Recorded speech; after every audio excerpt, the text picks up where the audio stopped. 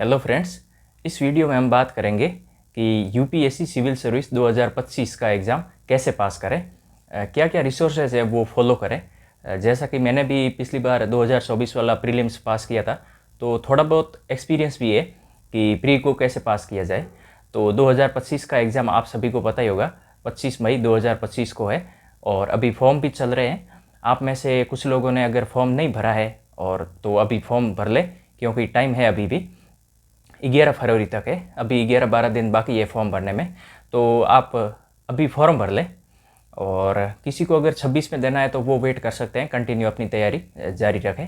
और अभी थोड़ी बात इस टॉपिक पे भी कर लेते हैं कि अभी जो फॉर्म भरे जा रहे हैं, यूपीएससी ने इस बार फॉर्म एप्लीकेशन में बहुत सारा चेंजेस कर लिया है। ठीक है, पिछली बार जब मैंने भरा था तो मतलब ये ऐसा प्रोसेस था ही नहीं कि मतलब इंटरव्यू के लिए सारी पोस्ट प्रेफरेंस वगैरह हो गई, हॉबीज़ वगैरह हो गई, वो भी मतलब अभी भरवा रहे हैं। वो पिछली बार ऐसा नहीं था।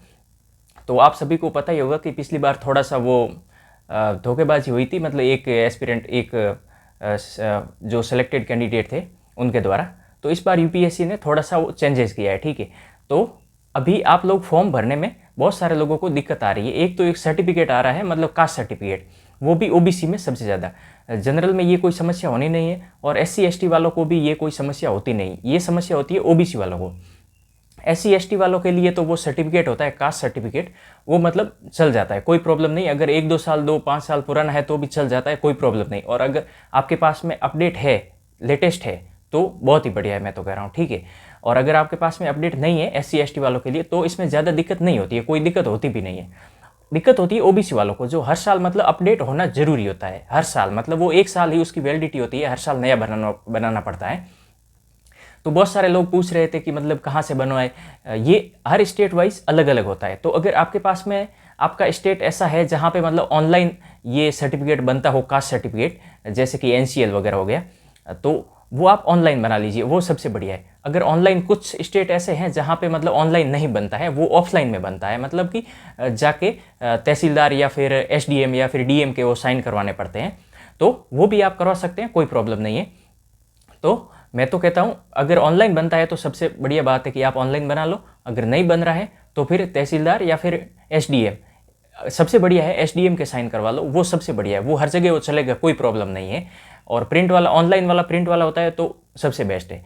तो ये तो हो गई सर्टिफिकेट, कास्ट सर्टिफिकेट की बात। तो आप इसका थोड़ा ध्यान रखना कि मतलब कहीं पुराना मत वो अपलोड कर लेना। एससी एसटी वालों को कोई प्रॉब्लम नहीं है, जनरल वालों को ऐसी ऐसी मतलब कोई समस्या है भी नहीं। समस्या है तो जनरल वालों में ईडब्ल्यूएस हो सकता है और ओबीसी वालों में एनसीएल का हो सकता है। ठीक है, तो आप ये दोनों कर लेना।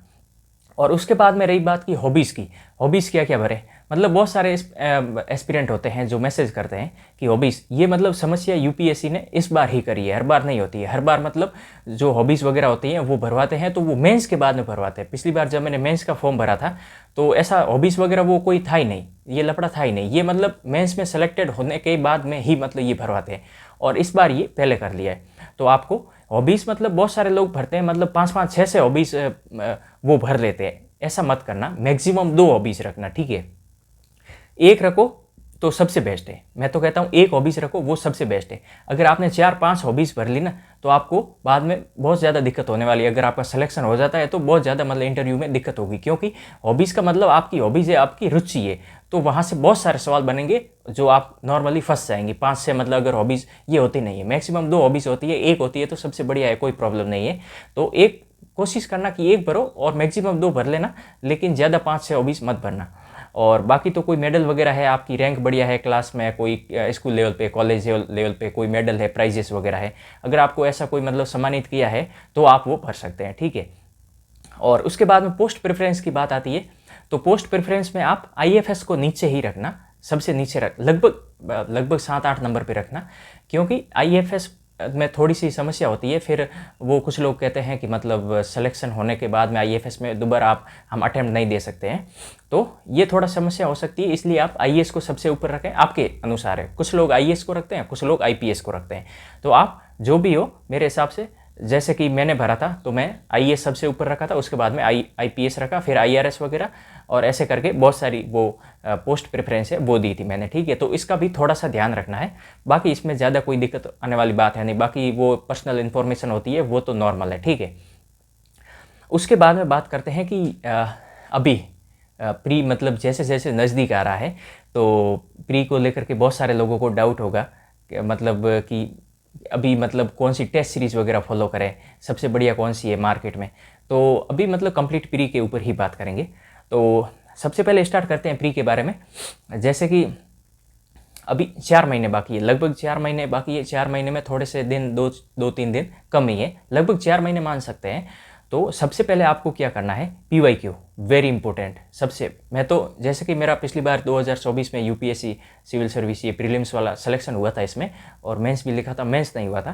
तो मैंने तो यही किया था कि PYQ होते हैं यूपीएससी के, ठीक है, वो सबसे बेस्ट होते हैं, सबसे बेस्ट होते हैं।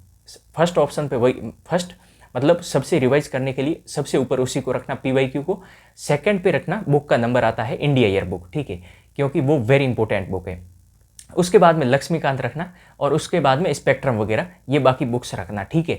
तो ये तो हो गई बुक्स की लाइन कि मतलब आपको सबसे पहले कौन सी बुक्स पढ़नी होती है।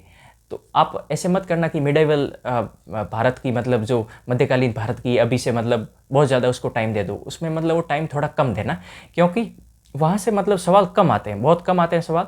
और वहाँ से मतलब सवाल इतने डीप आते हैं कि मिडाइवल से तो नहीं तो फिर एंशिएंट से तो बहुत ज़्यादा डीप आते हैं मतलब हिस्ट्री में, ठीक है। तो उस पर अगर ज़्यादा टाइम खर्च करेंगे ना तो वो थोड़ा व्यर्थ जाएगा, उससे मतलब ज़्यादा फायदा होने वाला है नहीं। सबसे ज़्यादा फायदा होगा अगर आप PYQ पढ़ रहे हैं, तो PYQ वेरी इंपॉर्टेंट है, बार बार उसको एनालिसिस कीजिए, आपका मतलब सिलेक्शन पक्का है, कोई नहीं रोक सकता है। ये तो GS में हो गया। और टेस्ट सीरीज़ की बात करें, टेस्ट सीरीज़ आप विजन की लगा सकते हैं, विजन की बढ़िया टेस्ट सीरीज़ है, वो सबसे बेस्ट है, वो ही लगाओ मेरे हिसाब से। बाकी मार्केट में ऐसी कोई मतलब टेस्ट सीरीज़ है नहीं अभी की, बहुत बढ़िया है विजन से, विजन वाली बढ़िया है, आप लगा सकते हैं। और उसके बाद में बहुत सारे लोग यूट्यूब पे मतलब वो कोर्स वगैरह बेचने के लिए थोड़ा मतलब कि क्रैश कोर्स वगैरह वो आप खरीदना वगैरह ऐसा मत करना, ठीक है। अभी मतलब आप फंस जाओगे। बहुत सारे मतलब वो PT365 है, PT365 तो आप मतलब अगर मंथली मैगजीन नहीं पढ़ रहे हैं, उसको लास्ट में एंड में रिवाइज के लिए अभी पढ़ रहे हैं तो बेस्ट है, कोई प्रॉब्लम नहीं है। लेकिन बहुत सारे लोग ऐसे कोर्स वगैरह निकालेंगे जो आपको मतलब फंसा लेंगे उसमें, उसमें आपको फंसना नहीं है, ठीक है। एक थोड़ा सा एक अपनी रणनीति एक अलग ही रखना, एक सेपरेट रखना, मतलब वो उसको डिस्टर्ब मत करना, बाकी कुछ नहीं है। और CSET की बात करें तो CSET में मैंने बहुत सारे मतलब वीडियो बना रखे हैं, मतलब GS को लेकर के, CSET को लेकर के, फिर भी मतलब बहुत सारे लोग सवाल पूछते रहते हैं। तो अगर एक बार वीडियो देख लेना तो उनको मतलब पूरी हेल्प मिल जाती है मेरे वीडियो से। मैं बना तो ये वीडियो तो बहुत टाइम बाद आ रहा है, फिर भी क्योंकि अभी थोड़ा टाइम भी कम है मेरे पास में भी, और अभी मैं प्री के ऊपर लग जाऊंगा तो थोड़ा टाइम और कम रहेगा वीडियो बनाने के लिए, फिर भी कभी कभी बनाता रहूँगा, कोई प्रॉब्लम नहीं है। तो CSET के लिए मैथ्स आप कर लेना यूट्यूब से, कहीं से भी, कोई भी चैनल हो, कोई फ़र्क नहीं पड़ता है। मैथ्स करना CGL लेवल की, ठीक है, और रीजनिंग भी CGL लेवल की, वो भी यूट्यूब से ही करना। बुक की बात करें तो फिर वो RS अग्रवाल मैथ्स की बढ़िया बुक आती है, और पीयूष वर्षणे सर का जो मतलब पीयूष वर्षणे सर की बुक आती है रीजनिंग के लिए, वो सबसे बेस्ट है ये UPSC सिविल सर्विस CSET के लिए, ठीक है। तो आप वो फॉलो कर सकते हैं।